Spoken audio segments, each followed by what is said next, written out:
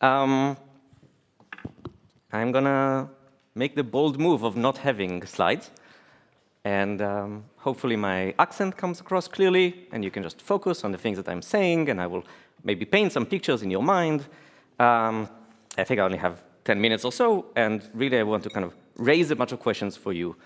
It is humbling to be here with so many builders and creators and investors.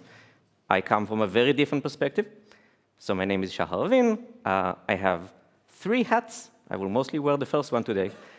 The hat that I will be wearing today is a researcher at the Center for the Study of Existential Risk at the University of Cambridge, and I will say in a minute what that job includes.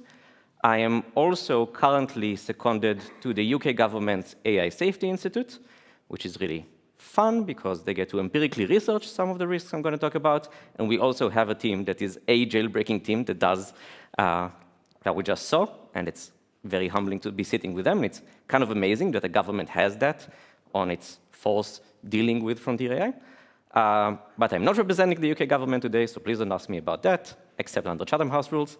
And the third hat is a trustee of a nonprofit called Technology Strategy Roleplay, where we run roleplay exercises about the future of AI. And I will use some of the stuff we've done there to inform what I'm going to talk about. So, what is existential risk? Or an adjacent category, global catastrophic risk. The easiest way to think about existential risk is everyone dying. And like everyone will die one day, probably, but not at the same time, such that there is a future for humanity.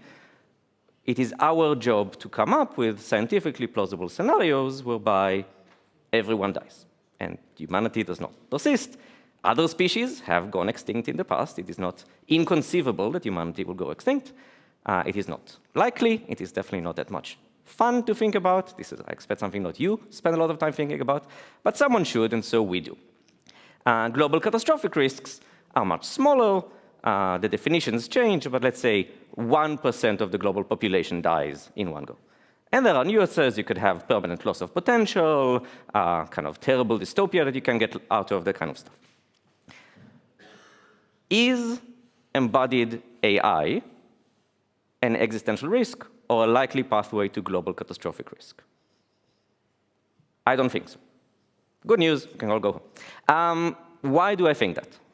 And there's actually a really interesting question, which is embodied AI necessary for a kind of AI system that can overpower humanity?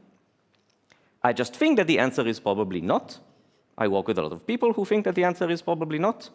That language and purely digital systems could be enough, and I will go over how that looks like. If that is wrong, and we need embodied AI to get to the kind of level in autonomous systems that could overpower humanity, then embodied AI becomes really important on the path to a scientifically plausible way in which everyone dies. So what are the kind of textbook ways in which artificial intelligence technologies could lead to global catastrophe or extinction? The one that captures all of the attention, the one that is maybe most sci-fi, the one that really leads to everyone dying, is an AI system takes over the future. What would you need for that to happen? So I want to introduce a few terms for that to make it a little bit richer. One thing, the system needs to be prepotent. It just means the kind of system that once you have in place, it is effectively impossible to remove it. It is questionable whether the global agricultural system that we have today is prepotent. If you had to tomorrow to say we cannot rely on any modern agriculture, there will be mass starvation, and it's not clear that you will be able to recover, definitely not the current population size, but possibly not any humanity because of the fighting that will be for the remaining resources. The internet, potentially prepotent, partly because it was designed for survivability. It will be extremely hard. If tomorrow we decided the internet is just really, really bad for people and we want to remove it, it's not clear that you could. We don't have AI systems today that are prepotent. Once we start building all of our civilization on that basis, it might become so. If it is smart, prepotent, and misaligned, meaning it is pursuing goals and those goals are not in the benefit of humanity, then you have the scenario that leads to disempowerment of humanity.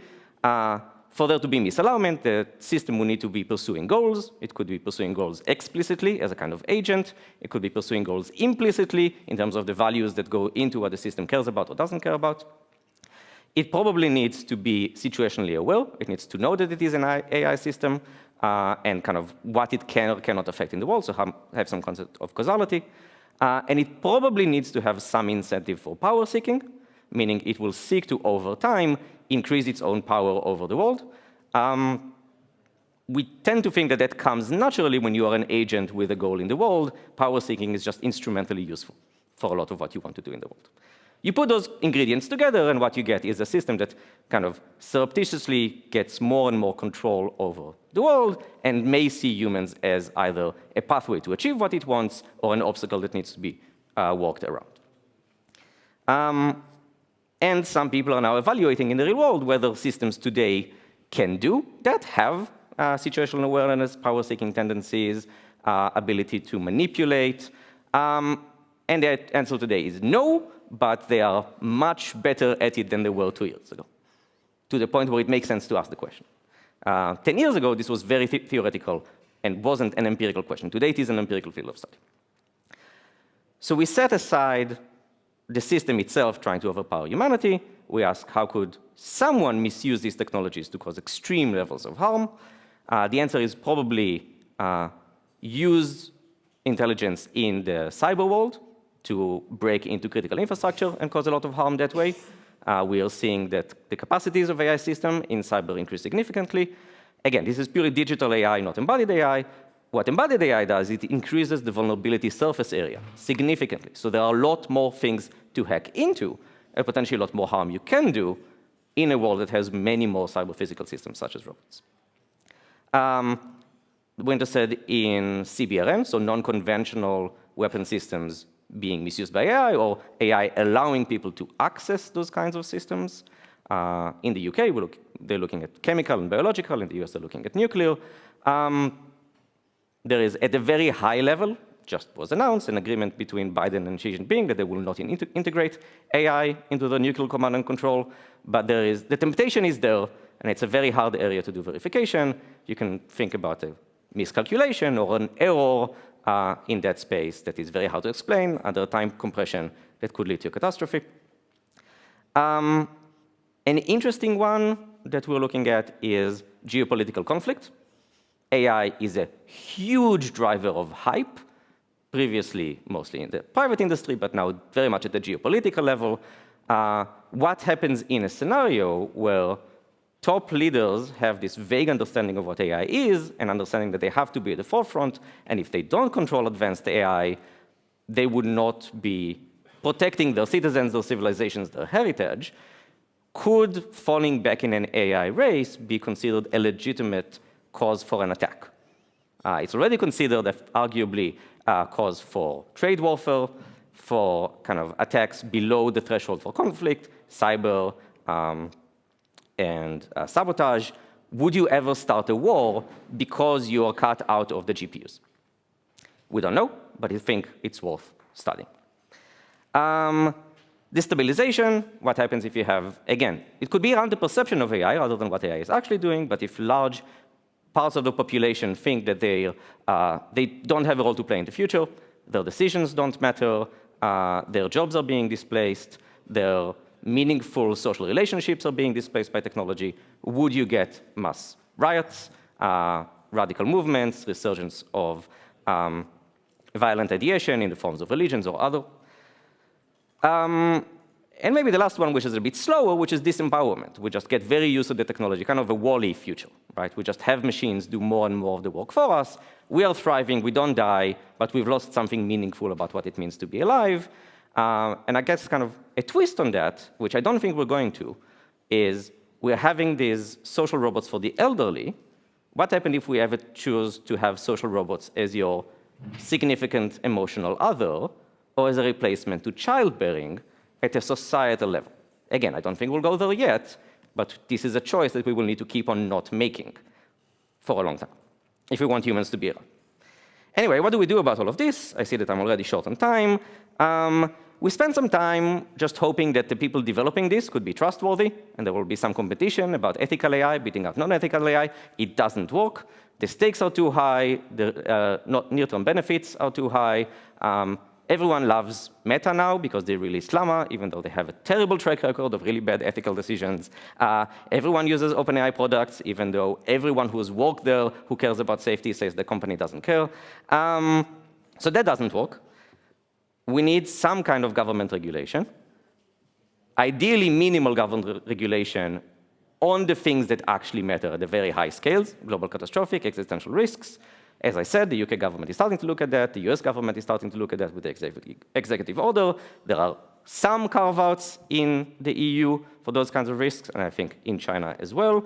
Some agreements on guardrails. The big problem is you need an international agreement on this kind of stuff.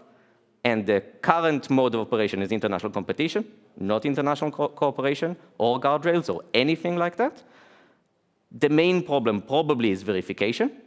Even if someone came and said, we are going to make sure that our AIs don't go extreme and take over the world, you don't trust them that that's what they will do. What is the best way to get a lever to start verifying some of these more extreme treaties on the most frontier AI? And probably what we have come up with, and you can read much more about it in various reports, is looking at the compute. So the place to to implement regulation on AI, and I think this is where embodied AI becomes the most important thing, it's the H100s. It's the TPUs, not as an individual unit. I don't care about one unit. It's not going to do anything big. But it's the tens of thousands, the hundreds of thousands in very large data centers that have new power plants building them. Being able to know where they all are, being able to inspect them, being able to run code on the GPUs that report out in a privacy-preserving manner that some dangerous capability is not being trained, that is the minimal viable pathway to create some kind of global guardrail under which we can have a lot of competition and innovation. And I think I'll leave it at that. Thank you, both of you.